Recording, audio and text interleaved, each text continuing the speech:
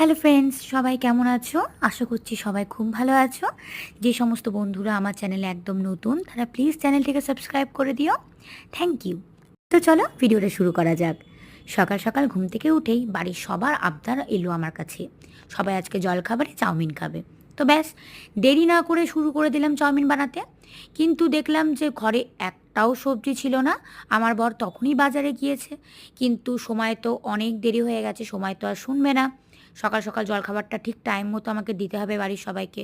তো ঘরে যা ছিল আমি তাই দিয়ে সিম্পলি রান্নাটা করলাম। একটু পেঁয়াজ কুচি, লঙ্কা কুচি এবং দুটো ডিম ফাটিয়ে অল্প তেলে আমি সেদ্ধ করা চাউমিনগুলো দিয়ে সামান্য নেড়ে চেড়ে তারপর সবাইকে গরম গরম সার্ভ করেছি।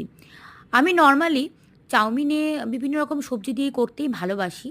যেমন একটু গাজর, একটু ক্যাপসিকাম, একটু বিনস, বিভিন্ন রকম সবজি দিয়ে খেতে ভালো লাগে।